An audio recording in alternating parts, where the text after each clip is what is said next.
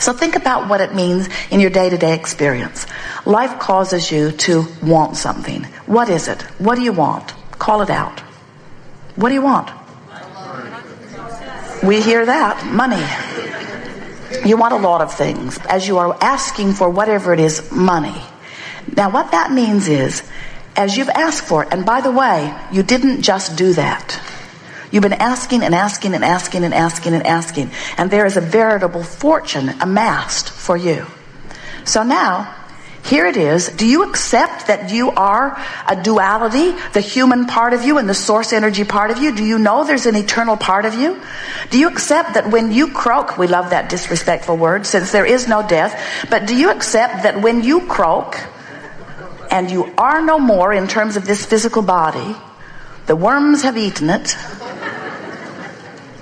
We like that too. Do you accept that you still are this eternal consciousness, that you don't cease to be? So if you can just accept that, then that means you've got to accept the two parts of you. There's the eternal part of you that never ceases to be, and there's a physical part of you that is temporary. So this physical part of you and this non-physical part of you, these two parts of you have both vibrational offerings that law of attraction is responding to. And since the source energy part of you is the dominant part of you, it will always win. It will always win. Jerry and Esther went whitewater rafting with friends. There were 6 of them that went together and several other rafts full of high school wrestlers. One of the friends that they were with, their daughter said to them as they were loading into the bus, "Did you tell these guys how old you are?" If she'd gone with them, she would have been drowned early on. As they put their boats in the water, it did not occur to any of them to point the raft upstream and paddle. It was obvious that that river was going to have its way with them. And we want you to understand that this river is going to have its way with you, because you've been at it too long. You are an eternal being, and the essence of that which you are and law of attraction's response to it means that there is a constant, powerful calling of well-being toward the expanded version of you. And when you let yourself go, oh, you feel so good, and when you don't, oh, you feel so bad. And when you feel love and appreciation, you're going. When you feel despair or hatred, you're not. But do you know, and this is the most important thing that we want you to hear, if you are feeling despair, you can't all of a sudden, just because you want to or because somebody says you should, begin feeling love and appreciation. You can't switch your vibrational frequencies that rapidly. But you can change them gradually. And what we want you to get the sense of as you contemplate this fast-moving river that is taking you toward the eternal unfolding of that which you are, is that even if you are in despair, when you let go of the oars, the river will turn you. And when the river turns you, you're going to feel relief. Relief is the key word. Now, if you're in despair, the relief you're going to feel is revenge. And there are a lot of people that would say it is very inappropriate for you to get into the revenge mode. But you just got to tell them, if they really want to hear you, that revenge must be the right direction for you because you felt relief when you found it. Revenge felt far better than the powerlessness that you felt before, didn't it? Now, we understand that you don't want your friends to get in the revenge mode. They become problematic. They were a lot less trouble when they were depressed. They just stayed in their room. But if you really cared about your friend, or if you really care about you and you are depressed, you will welcome the revenge mode. And we would welcome it every time, because revenge is downstream from disempowerment. And that's why, if you really want to know why you got so many terrorists, why you got so many mass murders, you get somebody boxed into a corner where you have convinced them that they have no power, and all of their natural resources, who know that they have power, will call them forward. And the first step from powerlessness is revenge. Now, hopefully, you'll keep going through revenge before you act on it. into anger, and then less anger, into frustration and overwhelmment. And by the time you reach that area, you can find a piece of hope. And once you can find a piece of hope, you can move quickly into the better feeling emotions. But we don't want you to focus too much on any of those emotions, even though we've gone to great trouble to find names for all of them. We want you to decide today that all of your power is here and now, and you really only have two choices. And the choices are, I can feel worse or better. That's it. I can find something that gives me a little relief, or I can find something that gives me a little opposite of relief.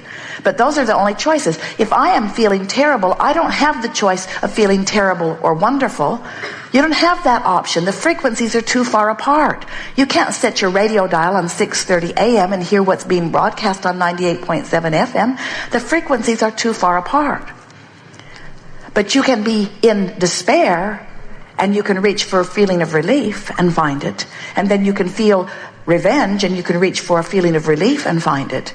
And you can feel true rage or hatred, and you can reach for a feeling of relief and find it. And you can feel anger, and you can reach for a feeling of relief and find it.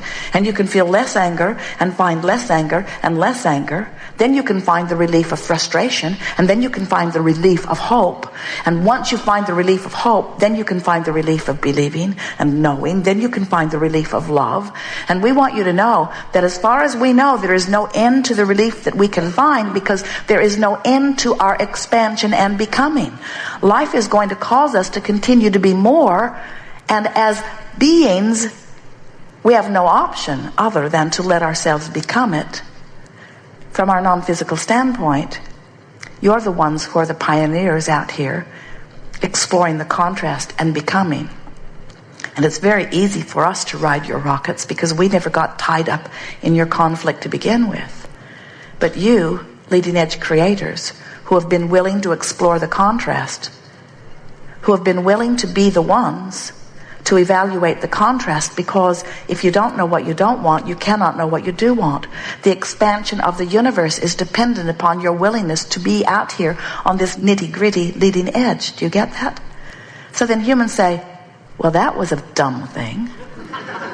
You're saying I was pure positive energy, and I deliberately exposed myself to this contrast for what? We say, for the joy of the expansion. And humans say, once they catch on to this, for the joy of your expansion. We say, well, yeah. We do get the first benefit of it, because as soon as you know what you want, we turn our undivided attention to it and go there. And then we be it, we maintain it, we offer the vibration of it, and law of attraction calls you incessantly toward it. But it's you not going that causes your problem. Are you getting this picture? Are you getting how your life is what causes you to cause the stream to go faster, and whatever your focus is upon is what causes you to go with the stream or not? Do you know you've just heard clearly and understood, for the most part, how everything in your life or anyone else's ever works? Do you know you've just heard the whole picture of creation? And do you know that your only job ever has been to deal with your own vibrational gap between the dualities of the eternal you and the physically focused you? That's all you've ever been up to? Doesn't it give you some sort of relief to realize that you don't have to control your government in order to feel good? You don't have to control the terrorists. You don't have to control your children. Those little terrorists. Isn't it nice to know that you don't have to try to do the impossible anymore in order to feel good? Do you know that what you have always wanted, every desire that you hold, no matter what it is, whether it's for a pile of money or a material object or a state of being or a circumstance or an event, everything that you want, no matter what it is because you believe that in the having of it you will feel better. And do you know why you want to feel better? Because the larger part of you feels so good and is calling you eternally toward that better feeling. And that's why when you let yourself go, it's so easy to be pleasant, and when you don't, it's so easy to be ornery. If you saw someone in the street bleeding and writhing in pain, we know you would help them. But when you see ornery ones, especially terrorist ornery ones, you don't want to help them. You seem to want to hurt them. And what we want you to understand is the source energy of you is always calling you toward that love. And when you do other than that, you cause separation within yourself. So we know it's hard to hear. Esther said, Abraham, I'm sure I would feel better if you would agree with me that that person is wrong. I just know I would feel better. And we say, you would feel better because you're over here offering that vibration, and if you could get us to come over there and offer it with you, then there would be no discord, and it's the discord that feels so bad. But Esther, we love you very much. We said, we're not coming. Which means you've got an option. You can come or not. If you come to where we are, you will feel ever so much better. But Abraham, do you not see what I see? Not really. We do not look there with you. And the reason you are feeling so bad is because you're looking there. Look over here. Come over here. Come over here to who you really are. No. I don't want to go over there where you are. You are disgustingly happy. Because I'm sure I am right about this. I've been taught about morality and honesty and justice. I know what's right and I know what's wrong, and that's wrong. And I will never look at that is wrong and say that it is right. We're not asking you to look at something that's wrong and call it right. We're asking you to find something that's right and look at it. We're asking you to look at something that feels good and look at it. I don't want to look at something that feels good because this is what's active in my vibration. This is where I've got my attention now. And we say, we know. You have the option of coming this way or going that way. You are so free, you can choose bondage. But if you want to be who you are, and if you want to feel the joy that is truly you, then you have to, little by little, orient yourself into vibrational alignment with your source. So many of our physical friends look around the world and you see so many injustices, and they just eat you up. And we want you to understand that the greatest injustice is applied to you by you. And it's the injustice that you have control over, of allowing your alignment with who you have become or not. It is our desire to assist you in coming into alignment with who life has caused you to become. And it's very easy for us to see you as you are and call you forward to it. Sometimes you come more willingly than others, but you never come and never will come to the completion of who you are until you decide that feeling good matters.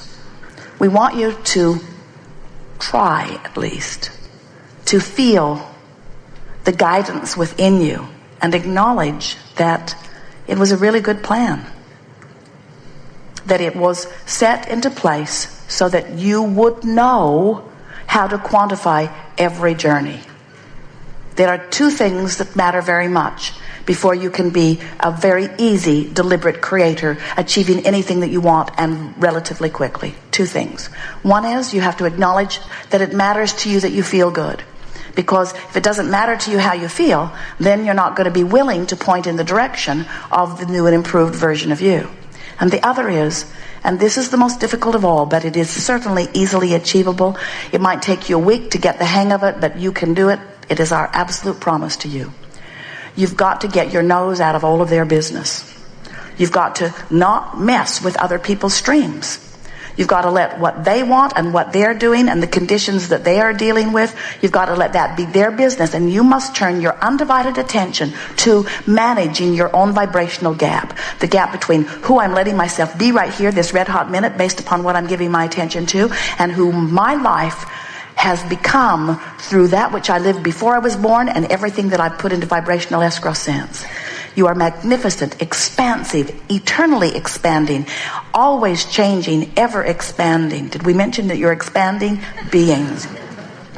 And if you keep up with the expansion or even move in the direction of it, you feel wonderful, and when you don't, you don't. It really is that simple. That is the secret of life. The secret of life is that you are source energy in physical bodies, and that in this physical body you are causing the source energy part of you to expand, and that by paying attention to the way you feel, you can be who you are, and nothing else will ever be satisfying for you. Good. What do you want to talk about?